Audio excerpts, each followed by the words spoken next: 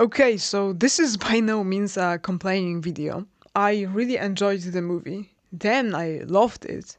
It's in my top horrors now, and it's probably gonna stay there for a long while until, well, a sequel comes out or something, or just another movie from the universe. I heard that the opinions on this movie were pretty conflicted though. Some people got their expectations wrecked flat, and without any sparkles or cool explosions.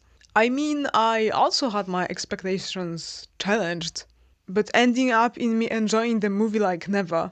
I didn't expect this movie to be what it was. Not at all. But I just love the direction they went with. And that being indeed psychological horror, with the psychological elements, I can understand where some of these complaints are coming from, though, especially as a fan of Parsons' YouTube series and just in general the Backrooms content on the internet, which is kinda different from the movie.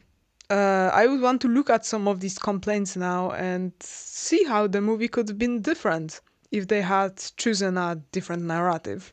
And also mention why I liked what we got anyway, if I did. Honestly, this video is just an excuse to talk about the backrooms a bit more. I know I already did in that other video of mine, but that's not enough for me. And of course, warning, this video is with spoilers. If you would want a spoiler-free review, then go watch my other video on the backrooms. Link is in description. And yeah, in spite of that other video, I think this one, I mean, I just feel like it's a bit more chaotic. Just me yapping about this and that, but hey, this is what I wanna record, right? So I think the biggest divisive thing was the monster, or what we got for the monster. Where the heck Chad bacteria went? Seriously. Well, I think this is what this thing is called, in the fandom at least, bacteria. I thought it was just this one specific thing too, but then I thought about it a bit more and read some more info. And I think just any variants of this monster is also considered bacteria. I mean, makes sense because bacteria sounds like some, not just, one variant of a monster, but rather this colony, of monsters. Something like a whole biosystem or some shit like that. The name suggests it, won't lie. So yeah, it would make sense that that bacteria is considered to be anything that is similar to this shape, with this characteristic wire-like anatomy, black wire anatomy. Wire, or I don't know if it's like some fleshy thing. Some people also interpret this as fungus, which is interesting, and I also like that. But sticking with this gooey, fleshy, viney, or wiry thing is enough for me. But yeah, let's talk about the humanoid variant. You know this. The one with slim, wild body, short legs, slender, long arms, and this unidentifiable but elongated like an animal head shape that some interpreted as having sharp teeth contours, kinda like a bear trap in a way. And this monster design? I love this shit. It's my jam. It just looks so simple, like a demigod kid would scribble them shapes on our 3D space with their 4D pen. uh, and it just looks like a mistake. Like it tries to resemble something but failed miserably. And that's freaking terrifying. Yeah, I love that design. So yeah, about the movie. We didn't get the thing. We got a different monster look. And that being still life of Captain Clark. I will talk about my opinion on the concept of still life later too, but that's later in the video. Okay, so this monster makes total sense in the plot and in what the movie ended up being about. I mean, the movie focuses on the characters and their issues, mental issues. So Captain Clark, which can be interpreted as this alter ego of our main character, Clark, this worst side of him. Being the real monster of the Backrooms makes total sense and was a nice twist that complemented this particular story. And I'm also obsessed with the concept. And especially this one scene, the diner scene, when Mary, the therapist, says to Clark that perhaps he doesn't have to change, because the guy doesn't want to. So he embraces his flaws, falls into them. The monster walks up to him. Clark says that it's fine, she says we don't have to change. And what happens? Well, this troubled side of him that ruins his life once he refuses to let go of it. It consumes him, literally. Just peak writing. So yeah, Captain Clark being the monster was a big surprise, okay? I didn't know how to feel about it at first. But considering the plot, it was the only right option. And I mean, this thing was scary too. Maybe a bit goofy, but the more we got of this creature, the more disturbing it got. I mean, something that looks like a human, but is just so creepily disfigured and acts like a half sentient being that you start to wonder if there are any thoughts behind those boggling eyes. Ugh. And just having a monster be an abomination of your worst attributes? Abomination made by this cosmic realm that doesn't even understand what it is creating, probably. And that thing hides in all those dark corridors you keep yourself in. That's a terrifying concept too. And well, it isn't said that bacteria-type monsters are completely out of the picture. Maybe the still lifes are only what we've seen so far. Well, considering we might get something more from the universe. Or there's actually this cool idea I've seen about the still lives. And wait, I just need to show you it right now. Okay, so the art and concept by youngslaughterboy on Instagram shows a process that we get Captain Clark from bacteria. But another theory is that it works the other way around. And I also favor it more. That still life, like Captain Clark, turns into bacteria over time, the more the Backrooms misremembers it. And that would be freaking cool. Even if it won't be a thing, it's my headcanon at least. Okay, on the movie. What if we got rid of Captain Clark though, and actually used our Chad bacteria as the monster for this movie? Now, it needs mentioning that the monster wasn't the focus of this movie. And good, because Backrooms is not this type of movie, this type of horror, with clear violence and scary faces here and there. It creates tension just with the place, the weird surreal structures, and the idea of being lost in this somehow familiar place, but uncanny and confusing enough to make you feel uneasy. And something being there adds to the horror. But the movie keeps it hidden for the most part. So, in borders of the movie itself, Captain Clark's design and role was relevant mostly at the last part of this movie. And because of it, perhaps you still could lean into this dread of mental struggles our main characters deal with, even without it. The monster simply wouldn't be a straight up representation of Clark in there. And the place would be the connection by itself. I mean, it absolutely is anyway. In the movie, it's this abstract realm, but it's also heavily connected to the idea of misremembering and those strategies of the human mind that work by creating routines and keep one going in circles as a defense mechanism. And that could still be the plot of this movie. And if we included the bacteria, it could still be this amalgam of some deepest darkness that lurks in one's mind. This absolute creation that failed to be anything anymore. and is just pure twisted and tangled feelings in the shape of dark knots that one repressed. Wow, I'm cooking here. So yeah, I think the plot about Clark's and Mary's issues could still work, but it wouldn't be as obvious as it was. I mean, the movie still uses tons of symbolism, and the topics were handled with taste. But it's also not wrong to say that the monster we ended up with was a clear narrative element that makes you realize that, oh shit, this is about how humans deal with certain issues and how it traps them. If you haven't landed on that idea before, because the movie hints at that right from the start, I would say. And of course, also mentioning Mary, because even though we got a monster based on Clark, she is still very much a character that the Backrooms resonate with.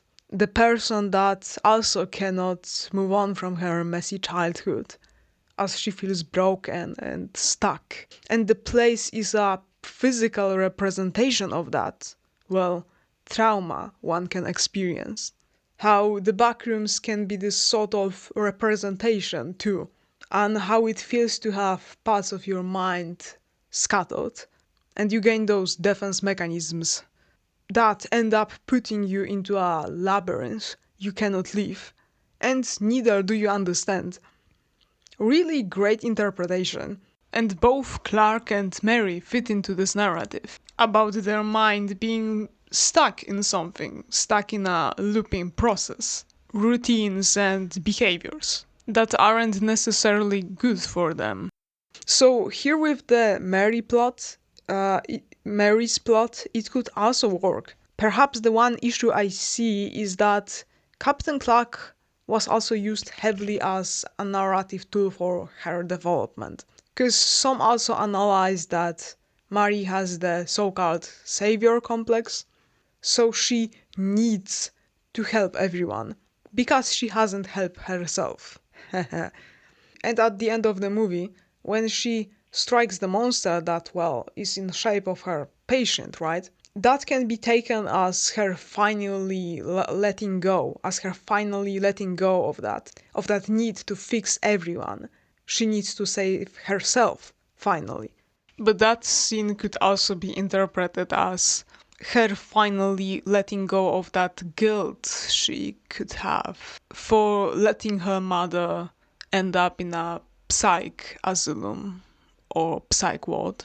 So that is disconnected from Clark and the monster being and the monster being in shape of Clark. Another thing very important to Mary's development is the cement handprint she has.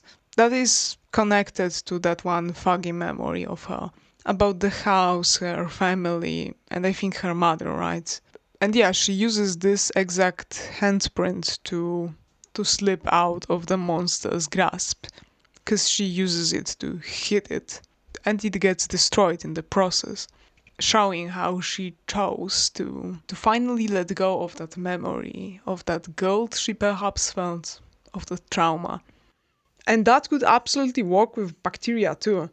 If we switched to it being, well, her own twisted fears that keep her in this awful place and she's afraid to face, that would work too. And then when she tries to escape, it turns out that the only way is to get rid of this pain that could have the form of a monster like bacteria. And she would be also hitting it with the very handprint and destroying it in the process, letting go of that memory, just like in the original movie. Going back to Clark for a moment too, for him and his plot to work, we could need some changes. Again, the monster isn't visible through the first half of the movie, so that could stay the same. But when Clark decides to stay in the backrooms, because he finally does meet up with the monster, that wouldn't work, would it? Why would he decide to stay in the backrooms with this cosmos knows what mess of wires that doesn't resemble him at all? So, he would need some different motives to stay there. Maybe he would be scared he let Bobby and Kat go missing, or probably got killed. and he wouldn't want to go out of the place because of the guilt, and that guilt would keep him staying. And maybe later on he goes delusional, just like in the movie, and believes he can indeed live in this somehow familiar place with this monster roaming around, that in the end is also a part of him, something he cannot get rid of. And that, just like in the original concept, ends up dragging him into the void at one point, too. I even had this idea that maybe bacteria wouldn't chomp on him, but would pull him into this quadratic dark hole, into a physical abyss, for the symbolism of one's mind falling into the void, being consumed by the darkness. Okay, that was only looking at how the story could play out if we simply replaced Captain Clark with bacteria.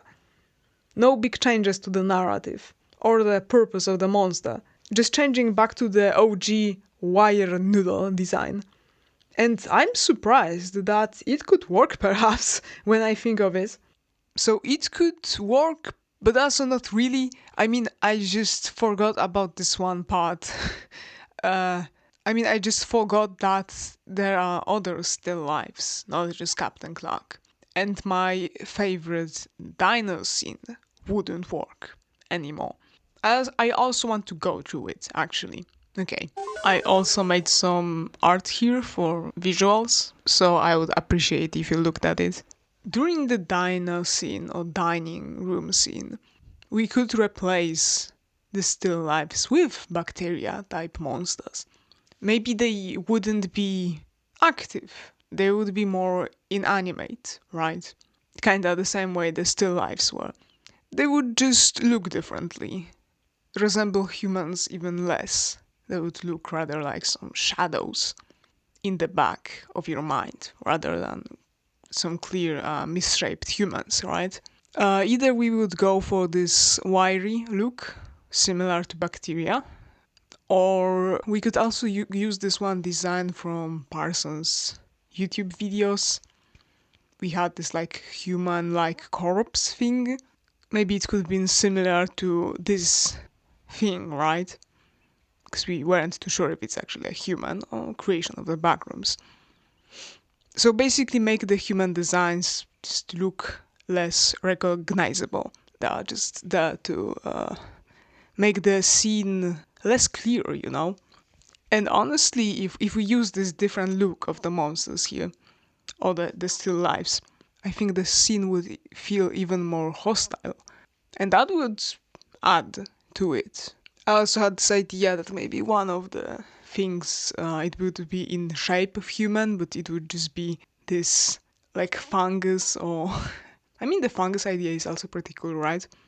Fungus or just this biomass clinched to the wall in shape of human, but also it kinda looks like mold, you know?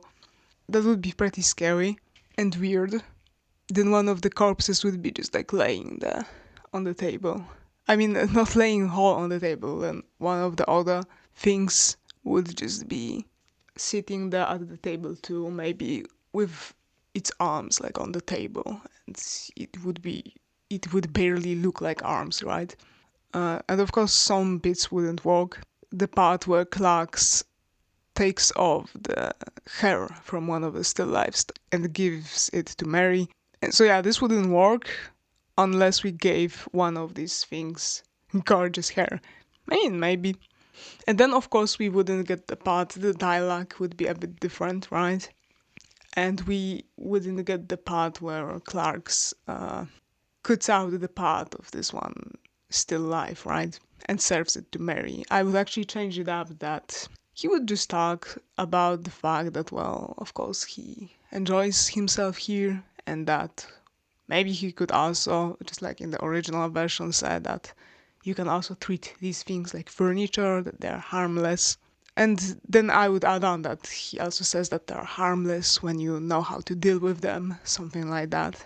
That he's also accepting these weird figures here. And Clark would say that, oh, okay, you know what, it's dino time right now. Something like that. And he would go to the fridge, and yeah, he would also have Kat's corpse over there, but he wouldn't have only her head, maybe some bit more of what was left. And he would put that on the plate.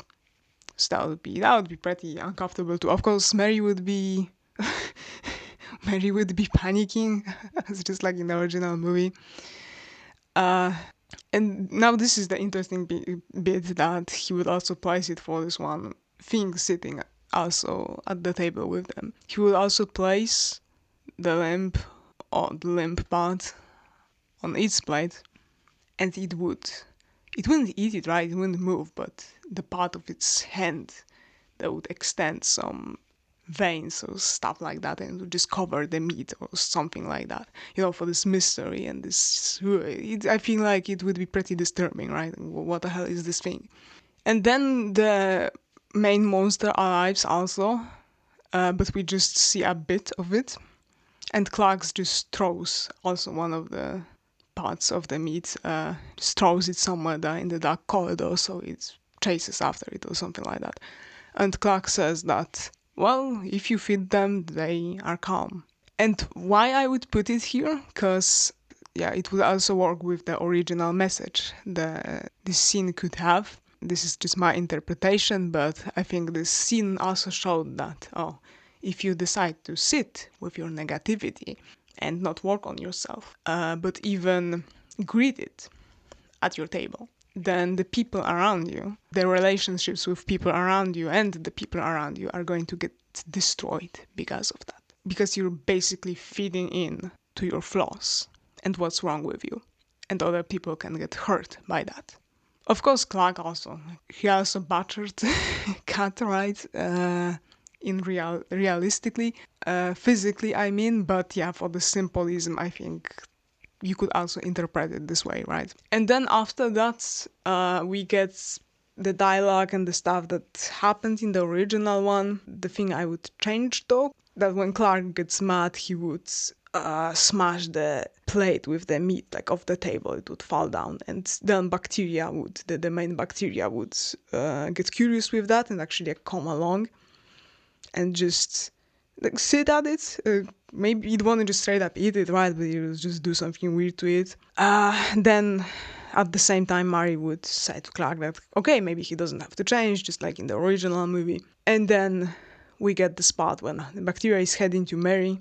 Clark tries to stop it, tries to kind of reason with it, similar to the original movie. And then we get the part that I mentioned before, I think, that it ends up hurting him, dragging him into this one dark hole in the floor. Mary managed to escape, and of course she would also hear the main bacteria doing some noises and maybe having the possibility to go after her, so she would also escape.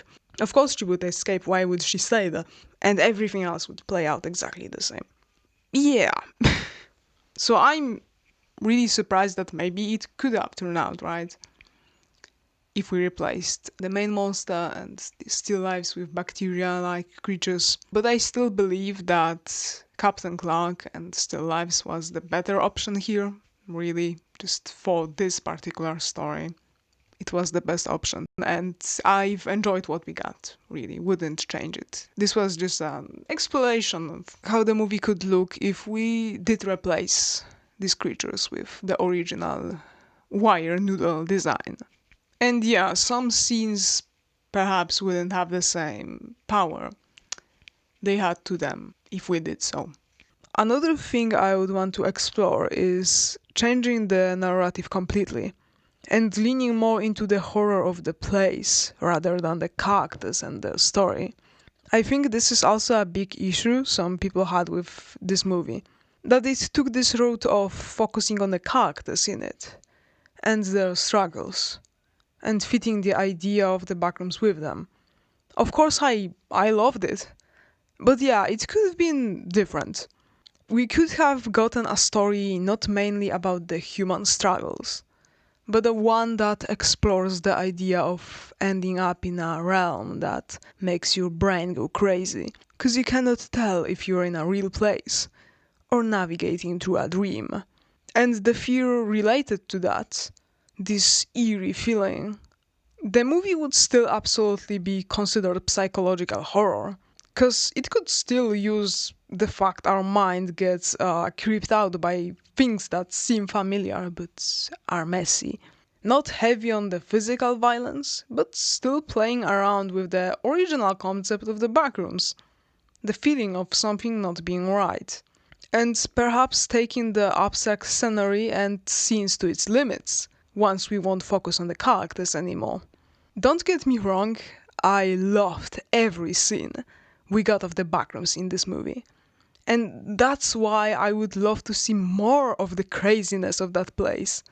Because my thirst for this specific scenery and its horror capabilities is untamed. What also tangles in for such a big rewrite is Async. I think if we basically got rid of Clark and Mary, or at least this variant of their characters, then the movie could have absolutely focused on the lab stuff more. And that would be the perfect ground for building a story that explores the backrooms, not as a metaphor for struggles of the human brain, but as this weird, surreal realm, the same way the original videos on the backrooms did, the ones from Kane Parsons on his YouTube channel. So, just for those who don't know, but I think it was briefly explained at the end of the movie too. So just to refresh, Async is this fictional company in the Parsons universe that made MRI machines. And in general did some experiments with the magnetisms and physics and shit, and they accidentally opened the gateway to the backrooms and continued their research on this newfound realm in secret. And the Backrooms series by Parsons on his YouTube channel is basically from Async's perspective, you could say. Not every video, but most of them. Of course, I also won't tell you how much stuff from those videos is still canon to the universe considering the movie. Don't ask me that, I think only Parsons knows. So yeah, we could have gotten the movie that is about this side of the backrooms. And maybe our main characters would be working for Async, or at least they would be somehow connected to it at one point of the story. And why it's so important is that here we could just focus on the fauna and flora of the backrooms, lean into this narrative of exploring them, bring in the monsters like bacteria with all the different freaky and weird variants. Also mix in the stuff like the weird black goo or wines we have seen in those YouTube videos. Just have more anomalies happen in general. Oh, also what we could get back is the mimic behavior. This is one of the things I kinda missed in the movie, personally, but I get why they hadn't put it in. It just wouldn't fit into the narrative. And could make the movie cliche if it wasn't handled nicely. What I'm talking about, by the way, in those YouTube videos, we had an instance of one of the monsters mimicking a human voice to lure in one of the explorers. And that's freaking creepy, to follow a human voice and then see this disfigured mess. But yeah, I think that would be just too much for the movie we got. And again, we didn't get the bacteria in the movie anyway. And we aren't sure if the still life, or well, at least those variants we've seen so far, can imitate human speech so well. So it's something I can absolutely forgive for not being included. But yeah, in a different version, this could be used 100%, and would be a tasty turn of events too. And it's just darn creepy. Also, when I think of it, maybe we wouldn't need the characters working for Async. Maybe we could have some random people discovering the realm and having those different perspectives, different tours around it. Each would end horribly wrong, and from each we would learn just slightly more about the place, but also not really. Then in the mix of that, between those happenings, we would get the creepy scientific async logs of some who keep on the watch and try and make sense of it all. But of course we would need a decent plot for all of it too. And I'm absolutely not writing one right now. Again, I'm just exploring possible different ways on how the movie could have turned out. And one of them is if we had treated the Backrooms, the place, as the main subject of the movie, not the characters. Okay, for the rest of this video, I just want to yap about what I loved about this movie. I already praised it a lot in my other video, the one without spoilers. So here, apart from saying some of the things again, I want to talk about some particular scenes and stuff too. So, as I already mentioned, the symbolism in this movie is just crazy. I enjoyed it too much. The favorite scenes gotta be when Clark gets consumed by his alter ego, cause he doesn't want to change. And when Mary used the object she didn't want to let go of to get away from the monster, and the thing getting destroyed in the process. How showing how she finally chose to move on from that childhood, from that memory, or whatever the hell was happening for her there. Also, oh my, about Clark, and this subtle, but not really, commentary on therapy itself. That it isn't the answer, to all your issues. Because it isn't. You can go to therapy, but if you decided not to engage with it, not to look into yourself, then the sessions and the talk won't help you. Because it's you who has to take the action to change yourself in the end. Therapy may give you tools and let you understand the issue, but if you won't want to use what you learned, or won't want to look at the issue in the first place, then you're doomed anyway. It's tough, right?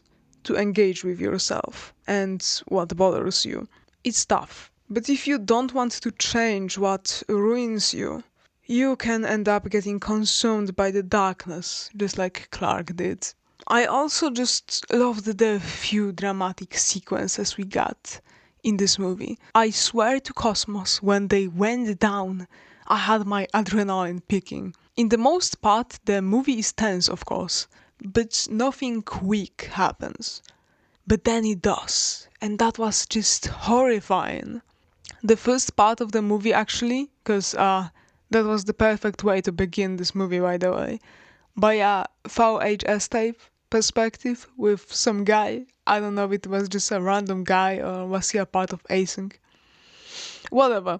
He just exploring and the back rooms, I think he already did for a couple of, who knows, weeks, months, and even tried building a connection device or something. Yeah, but yeah, the way he just goes around the place is uncanny as ever. The very back rooms you would expect, and stuff already happens. We get this loud sound. Shit, it was just a seagull. It just flew into this realm and smashed itself into the wall. And the way it did it, we didn't even have the time to see it. And that was the worst, to be only left with the aftermath and the darn questions. Then the guy just gets paranoid, and I get too. And of course, something makes itself clear to be there with us. And oh my, then the freaking cloud room too. When I saw that, I knew it's gonna be over. Really, really a way to start this movie, just perfect. Then the other crazy dramatic chase scenes and horror with Clark Kent and Bobby. Oh yeah, that was freaking. Just the way we see Bobby gets dragged by the monster. That made me have a visceral feeling. Won't lie. And the best part is it wasn't even that gory. I mean, it wasn't clear. There was no crazy gore in the movie anyway, but that's the point. Sometimes seeing a thing without all the detail makes it far more brutal to your mind. The way the guy just gets pulled through the weirdly placed shutter with this visible struggle, how his body is unresponsive to it all, And of course, the big trail of blood on the floor and left on the opening, accompanied by the VHS perspective. That scene was simply real looking, is what I mean. I felt like watching some dark content, of some messed up shit. Yeah, that realistic feel made this scene gruesome, and I loved that. Then Clark runs away, and that whole thing, an anxiety through the roof. You barely can make up where he's even at this point. This perfect way of visualizing how it feels like to run through a dream. Or, well, a nightmare in this case. And of course, the last chase scene with Mary and Captain Clark, that was also pretty darn tense. Others were quick and terrifying, but this one was just so uncomfortable. After everything that happened, especially after the freaking dining room scene, I wanted her to escape so bad, but I had no idea if she would. This one also felt like the longest one too. I don't know if it was, perhaps yes, or just made me feel like it. And some shots just really, give you the shivers. When she falls over the couch, girl, no, that's the worst nightmare situation, to just trip over some fucking furniture. Or when she finally hides in that one tight opening, when you just don't know if the monster is going to grab her or fit into the opening after her. I'm getting tense just thinking about it again. Yeah, apart from the crazy dramatic scenes, I love all the crazy static scenes. The ones that were specifically prolonged, so you can conceptualize the scenery. Both for the reason of leaning into the uncanny feeling, but also so you can appreciate, explore the look of the backrooms. How they visualize the backrooms in this movie is just all you could ask for. So surreal. Even when nothing chases you, you still feel uneasy because how weird this place is. I think it was a bit silly how Clark could just walk out after finding the same spot in the wall. Especially when one of the main fears connected to the backrooms is getting lost in them. But I can't help it, you already know. It made sense for this narrative. To have him choose to stay in there and eat his coworkers. Yeah, that was purely optional, Clark. And I admire how they leaned into this slow type of horror. No outdone action. Comedic bits got tuned down to minimum, to brief comments of the characters, leaving you only with the place and the silence. And the music.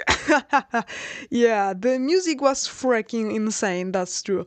But hey, for all the best reasons, I think it enhanced some scenes a lot. And I've been looping the playlist, yes, looping as you loop through the backrooms. Then the fact there was no outdone cliche violence and ha close up scary monsters. No, everything felt too realistic. That makes up for some good horror. I'm just gonna throw my opinion on the still lifes in here too, cause I'm not exactly sure, but I think the still lifes are a new concept, but maybe it's not a completely new concept. Maybe we finally just got a name for it, or maybe it was a concept that got modified from the original one. Because the idea of backrooms creating human-like entities that aren't exactly bacteria, but actually do resemble a human more, is something we also had in those YouTube videos. Maybe I'm gonna show you some of this, that the Async team found this like dead body or something of a human, but what I thought at that time is that it was just somebody who got into the backrooms and they got stuck and something happened to them. And I think many people thought about it this way too. But maybe it was actually the first concept of still life. And this thing they found wasn't actually human right from the start. But yeah, going back to the movie and what we got from still lifes in the movie, yeah, it was difficult to for me to like this concept at first, if I'm gonna be honest. I was pretty negative when it was first introduced. Cause again, one of these things about the backrooms is that sure, maybe there are some entities going around it, but still life, humans seems like a more common.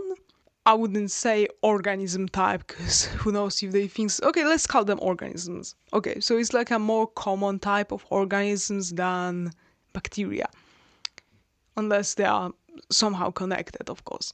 And I wasn't vibing with it because it just didn't feel that nice. But then I sat with it for a moment. And I mean, yeah, it makes sense if the Backrooms tries to copy elements from our world, right? Then why wouldn't it try to copy the people or the living creatures too?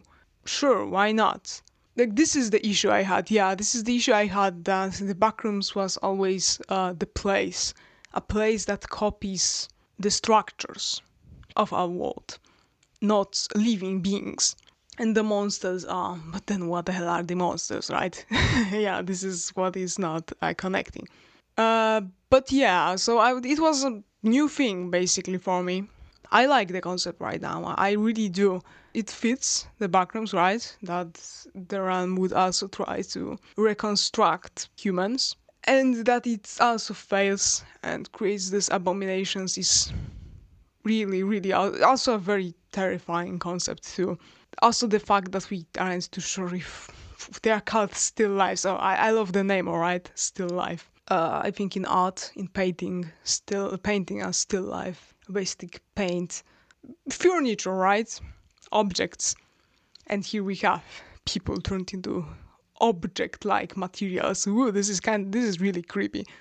And we aren't too sure if if the still life is actually an organism, if they are organisms, or if they're kinda like furniture only. So for example, these other two still lives, not Captain Clark, the other one doing the dining scene. One of them was completely inactive, not conscious at all. Clark just did all the shit to him, right? Chopping up his belly with a knife, right? Didn't even flinch. There also wasn't any blood coming out of that still life thing. So maybe there are also different variants. Some are really just like furniture. And some like Captain Clark, or the one that was supposed to be this memory of Clark's wife, I guess. Maybe they are like a different variant of still life, and I wouldn't say they are too conscious, right? I wouldn't say so, but they can actually move, have something going on in their heads. Or do they? Yeah, and Captain Clark bled, for example. But it can also be the fact that Backrooms is only learning, right, how the humans walk. And yeah, right. And this one guy, he just act like furniture and also food, because Clark ended up eating. It wasn't flesh, it was, the hell was it, even some white like foam thing, and it was eatable, right? And it's actually a part of the story that the Backrooms might made it up because Clark ate other people before. So the Backrooms was like, oh, okay, so you can eat these people. Okay, I gotcha, bro. I gotcha. Because again, this place, I also don't want to give this place any, that much sentience. It just copies things, right? Same with the still lives. There are just these copies, misremembered copies. So not everything is going to make sense here. That's why some of them can be freaking eaten, and some of them just act like furniture or food, and the other can bleed and move and want to kill you. You know. So yeah, at first I didn't know what to think about still lives. Now I like them. Very fun thing. Okay, I don't have like a crazy idea to end this video. I'm just going to end it. All I wanted is to just yap a bit more about the movie, and I did so. So yeah, thanks for watching. Bye.